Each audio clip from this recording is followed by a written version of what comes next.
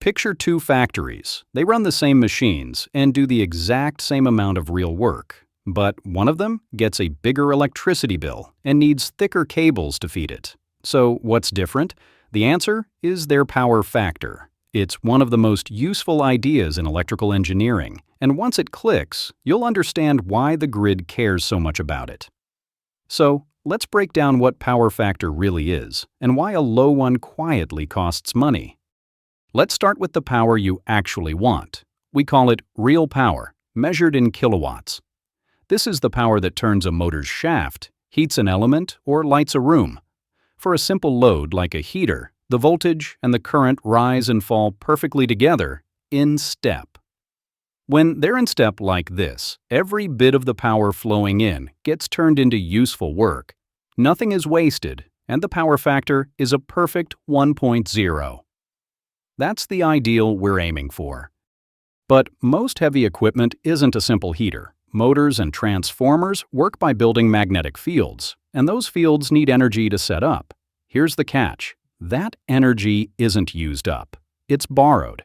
Every cycle, energy flows from the grid into the magnetic field, and then flows right back out again. It sloshes back and forth, doing no net work. We call this reactive power, measured in a unit called kilovolt amperes reactive. The grid still has to deliver it, even though none of it ends up as useful output. So, what does reactive power do to the waveforms? It pushes the current out of step with the voltage. With a motor, the current lags behind, arriving a little late in every cycle. Now, watch the power itself, which is just voltage times current. Because the two are out of step, for part of each cycle, the power actually goes negative. That's the reactive energy flowing back to the grid. The bigger the lag between voltage and current, the more the power swings backward, and the worse things get. This gives us three different powers to track. Real power, the useful part that does work. Reactive power, the part that just sustains the magnetic fields. And the total the grid must actually supply, which we call apparent power, measured in kilovolt amperes. These three fit together as a right triangle. Real power along the bottom, reactive power standing up the side, and apparent power as the sloped line joining them. The angle in that corner tells you how far the current has slipped out of step. Now we can define it cleanly. Power factor is simply real power divided by apparent power. In other words, of all the power the grid carries to you, what fraction is actually doing work? If the answer is 1, everything you draw does useful work, and that's perfect. If the power factor is, say, 0.7, then only 70% of the carried power is useful. The other 30% is reactive, sloshing back and forth, taking up space on the wires for nothing. So, why does a low power factor cost money? It comes down to current. To deliver the same real power with a poor power factor, the grid has to push more current down the wires, and more current is expensive. It needs thicker, costlier cables. It heats the wires up, wasting energy as losses that grow with the square of the current. And because that extra current is real wear on the network, utilities often charge large customers a penalty for running a low power factor. It's wasted capacity that someone has to pay for.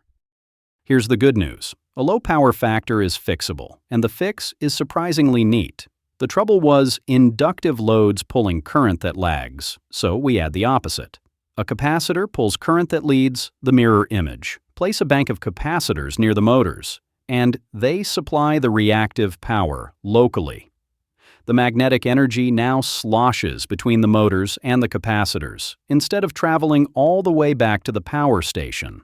On the triangle, the reactive side shrinks, the angle closes up, and the power factor climbs back toward 1. You'll find this everywhere real machines run. Factories full of motors are the classic case, which is why you'll see capacitor banks tucked into industrial switch rooms. Power companies watch the power factor of big sites closely and bill accordingly. Even modern electronics play a role. Good chargers and drives now include power factor correction built in to stay tidy on the grid. Wherever a lot of power is being moved, keeping the power factor high keeps the whole system efficient.